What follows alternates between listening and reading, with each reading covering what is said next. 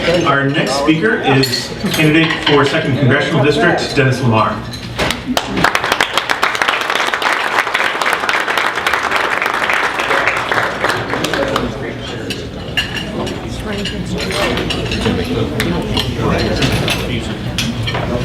Good evening, everyone. My name is Dennis Lamare, and I am a candidate for Congress in the 2nd District here. When I was in Keene last night, I met a group similar to this here, and it was a wonderful reception for somebody that will stand up and present themselves out there for candidacy, and that's what I'm doing. The reason I'm doing it is, as much as I like Charlie Bass, there are things that he voted for that I don't agree with. And I think that it's my duty as a citizen to stand up and voice my way of thinking and how I can be a better congressman than Charlie Bass. Having said that, I'll give you a little bit of background here. I grew up in Newport, New Hampshire. I was born there, grew up there, went to school, and I've been a lifelong resident of New Hampshire. I never left the state other than to go to college, but I spent 2 years in college and I came back home because my brother came back from the Vietnam War and he had diagnosed with schizophrenia. So we had a family decision to make, and I never finished my college education, but it made me the man that I am today. Going forward, my vision for America is that to bring it back into what the intent of Congress is for, a limited government, not to intrude in our lives, not to vote for bills that don't progress us toward financial stability, financial sanity. What I want to do to bring down the deficit is to eliminate some of the departments, such as the Department of Education, and bring the control back here on the state and local level. So that's something that can help out here to give us control here as a state.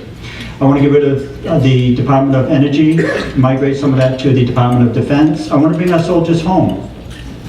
And by just bringing us out of Afghanistan and back home, we can save $1 trillion a year. So that's a way that we can reduce our deficit and our spending. It's not a taxing issue because I believe that we're taxed enough. We're actually taxed too much. I want to make sure that we keep our money here in New Hampshire and not send it to Congress and let them do what they want with it and maybe send it back to us. I want to make sure that we can have a job here in New Hampshire. America was built on productivity, jobs. Right after the Civil War, and even as our country began, 90% of people had their own business. They were self-sufficient, and 10% of people owned the businesses. And now it's switched around. 10% of people are self-sufficient and 90% work for the businesses.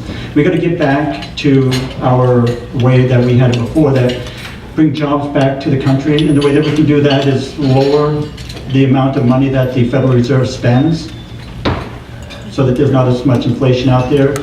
The Federal Reserve said that the interest rate's not going to raise up for the next 2 years, but that's an artificial inflation because if you look at the gas prices in the last 2 years, they've doubled. So to say that there's no inflation out there, then that's not true. But I want to just say to you that when I go down to Congress, and I will win, so when I do go down to Congress, I will make you this promise, that when a bill is presented before me, I will read it. I will make sure that I understand what's in there. And if I'm given 15 minutes to read the bill, I'm not going to vote on it. I will make sure that the Constitution allows me to vote on it. And then the third principle that I will look at is, can we afford it? And with $15 trillion in debt, there's no way that we can afford anything else that's out there. So that's just my pledge to you. The hook is coming for me, but I just thank you for the time to come before you and present myself to you. I'll be back on June 14th to expand a little bit more on what I want to do down in Congress, but I just want to thank you and introduce myself to you. Thank you.